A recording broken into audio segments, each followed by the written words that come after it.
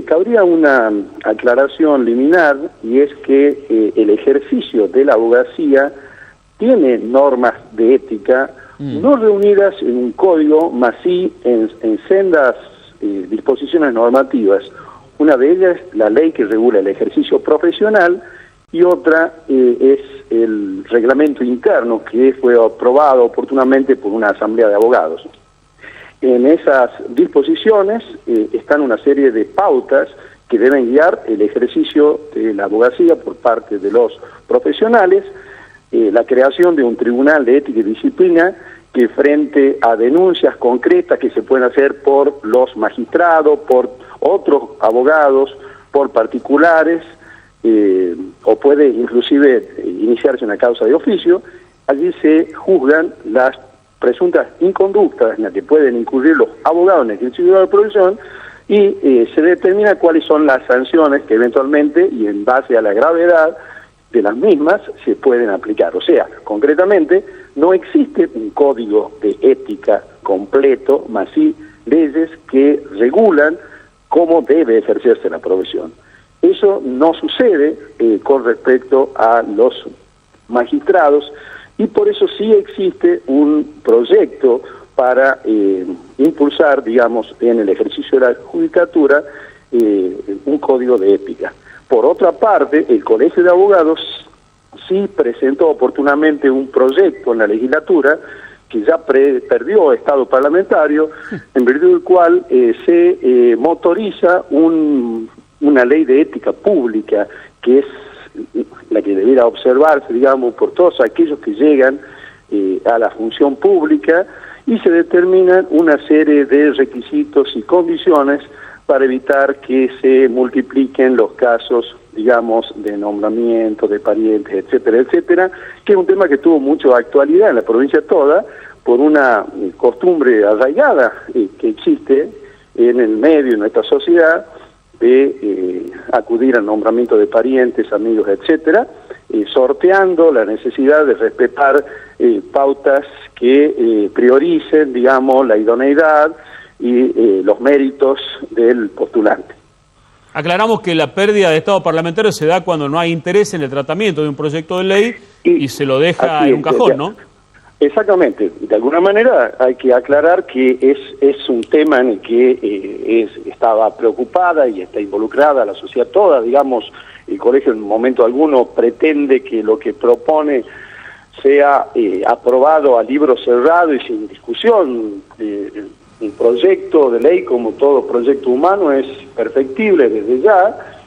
Hubo otros antecedentes. Oportunamente la Federación de Entidades Profesionales de Tucumán, FEPUT, también presentó un proyecto de ley y sufrió el mismo destino. Es decir, esto nos interpela, digamos, como sociedad, la necesidad de privilegiar, digamos, la sanción de estas leyes, que son un viejo y recurrente reclamo de la sociedad.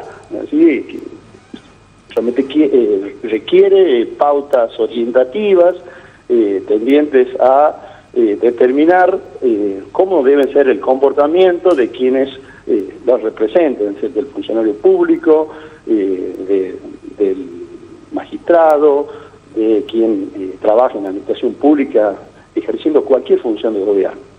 Doctor Vironi, ¿cómo le va? Ángel Suárez le saluda, buen día. ¿Qué tal, Ángel? ¿Cómo está? Bien, puede ser incómoda la pregunta porque toca los dos lados del mostrador. Sí. Digo, ¿qué es lo que está pasando? ¿De quién es la responsabilidad? ¿O hay situaciones que no queda otra que cumplir una ley que la mayoría dice siempre favorece al delincuente, no a la víctima? Porque estos casos de esta historia que están pasando con los femicidios y con violencia en Tucumán comenzó no con Abigail. Recordemos que el caso más prominente que tomó a todo el público nacional fue el caso Dominé, luego siguió Abigail, ahora está Tacacho, ahora hay una chica que fue brutalmente golpeada y su marido lo anda buscando por la calle como si fuera que no le debe nada a nadie, y muchas de estas personas estuvieron detenidas y tuvieron la oportunidad de estar detenidas y salieron otra vez y cometieron los crímenes aberrantes. ¿Es tan débil la ley? ¿No tiene otra situación el juez que en algún momento liberarlo pese a la situación o a las sospechas que hay o a las condenas que tiene esta persona? ¿O hay una habilidad de los abogados que permite que una ley sea bastante estirable o laxa que estos delincuentes vuelvan a la calle? Bien, yo creo que en el análisis de la pregunta que me formula existen concausas. Por el pronto hay eventualmente leyes demasiado laxas. Por otro lado, existe un sistema que dificulta que los tiempos se cumplan de modo ágil y entonces eso permite que las demoras, las dilaciones se concluyan en la finalización de los tiempos máximos de detención y la necesaria consecuencia de ello es la liberación del imputado. Decía que hay concausas, digamos, en el sentido de que más allá de la habilidad que pueda tener el abogado, que digo, en ocasiones puede suceder, lo cierto es que la justicia debería tener aceitados los mecanismos para evitar que se produzcan esas situaciones y poder avanzar con la imprescindible celeridad que estos procesos ameritan. Poder también determinar en el marco de un análisis multidisciplinario cuál es la gravedad de la conducta observada por el imputado a los fines de evitar justamente que se pueda llegar a este supuesto extremo de la liberación.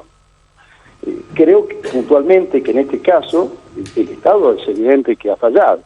El último caso, me refiero específicamente al caso de Paola, porque ella recurrió de modo permanente a denunciar la situación de la que era víctima y que estaba padeciendo.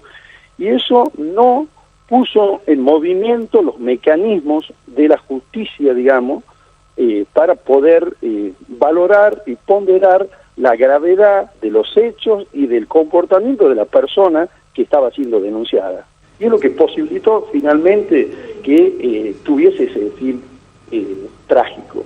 ¿Se está tomando con seriedad y responsabilidad el tema de la violencia de género en general, tanto de los tres poderes, de la justicia, del Ejecutivo, de las fuerzas policiales? ¿Hay una seriedad en el caso? Porque los casos se van reiterando y siempre tienen como la misma historia, ¿no? Denuncias y denuncias que no son tomadas como se debe, o son detenidos, o la perimetral, que no se sabe quién controla la perimetral, y ya conocemos las consecuencias. ¿Qué está pasando? Claro, ese deficiente control de la perimetral, por ejemplo, es una cosa que no se... O sea, lo sucedido ahora, y en ese sentido me parece muy oportuna la reacción que tuvo la Presidenta de la Corte, digamos, de ordenar un inmediato informe de las distintas causas que denunciara la Paola, digamos, para ver qué es lo que pasó, o sea, por qué no se adoptaron las medidas conducentes. Pero respondiendo un poco a lo que me preguntaba precedentemente, yo creo que sí hay un evidente déficit en lo que respecta a la recepción, al seguimiento y al tratamiento de todas estas causas, y en la cual sí se puede advertir una deficiente formación en lo que es la perspectiva de género. Creo que se banaliza, se subestima cuando la víctima va a hacer esta denuncia, incluso se la somete en no pocas oportunidades a una suerte de revictimización, porque se la obliga a que reitere su relato en numerosas oportunidades y frente a diversas personas, lo cual es también una afrenta y un hecho que indudablemente le afecta desde lo psicológico. Creo que hay mucho por hacer en esta cuestión, educar con perspectiva de género a la policía, la necesidad de dotar seguramente en las distintas comisarías que reciben denuncias de un profesional especializado en psicología y puntualmente en violencia de género, dotar al el personal, digamos, de la Fiscalía. Esto sí se vino haciendo, pero seguramente habrá que profundizar en lo tocante a la formación y a la educación en perspectiva de género. Doctor, la última de mi parte. por lo que conoce, tal vez me diga, no estoy muy empapado del tema, pedido de juicio político, pedido de juicio contra el juez Pisa también y un pedido de informe y de análisis de la actuación del doctor Pisa en este caso.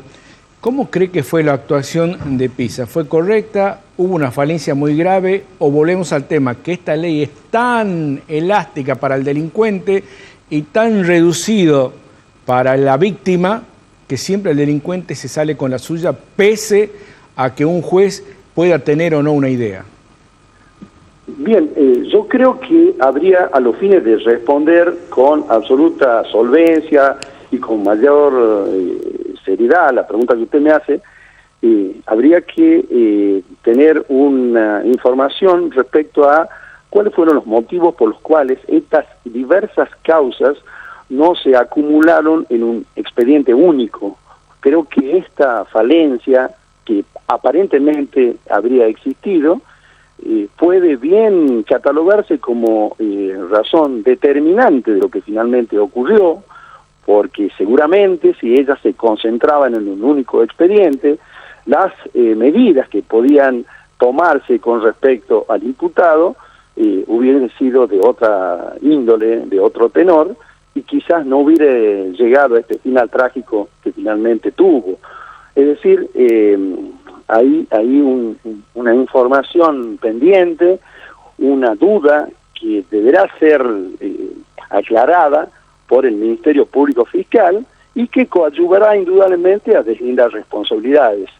Si realmente se llega a la conclusión de que por una falencia realmente inadmisible esta concentración de denuncias no tuvo lugar, pese a tratarse, a existir una identidad de denunciante, la causa del ilícito, y al margen debe seguramente iniciarse una determinación de responsabilidades con respecto a otros funcionarios que pudieran haber estado involucrados, digamos, o ser responsables indirectos de lo que finalmente sucedió. Creo objetivamente que en base a lo que liminarmente se conoce, la actuación del magistrado actuante fue, digamos, cuanto menos incompleta, digamos, ligera, y realmente de corroborarse esto, amerita que se tomen las decisiones pertinentes. Doctor, por pronto, seguramente el Colegio de Abogados en la sesión de hoy al mediodía analizará la situación y tomará alguna decisión institucional. Una muy cortita. ¿Cómo hacer para que de aquí a futuro delincuentes como los que asesinaron a Domine, que estaba preso por homicidio y tiene muchas causas, estaba en la calle y mató a Domine, como para que Guaymás, supuesto asesino de Abigail, estaba detenido, tenía varias causas, salió por 50.000 pesos y salió a la calle y sabemos lo que pasó?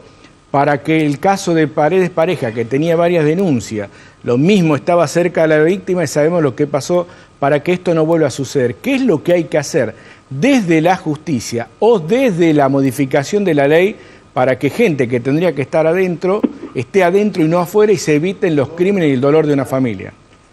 Y bueno, yo creo que, como bien lo señala usted, las decisiones pasan, por un lado, en la necesidad de aceitar los mecanismos internos de funcionamiento de la justicia, del sistema judicial, a los fines de lograr que los expedientes avancen y lleguen a la instancia del juicio oral cuando corresponden, sin haber agotado el tiempo máximo de detención que está previsto por las leyes.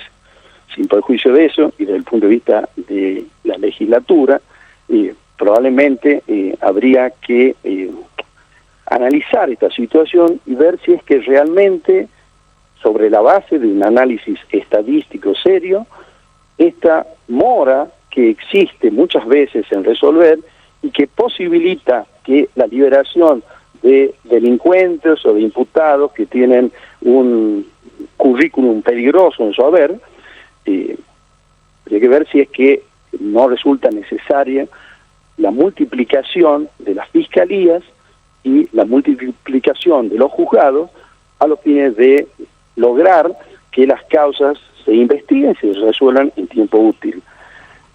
Y aclaro siempre que muchas veces se trata no de crear nuevos juzgados, nuevas unidades jurisdiccionales, sino aumentar el número de personas que deben resolver, pues muchas veces el cuello de botella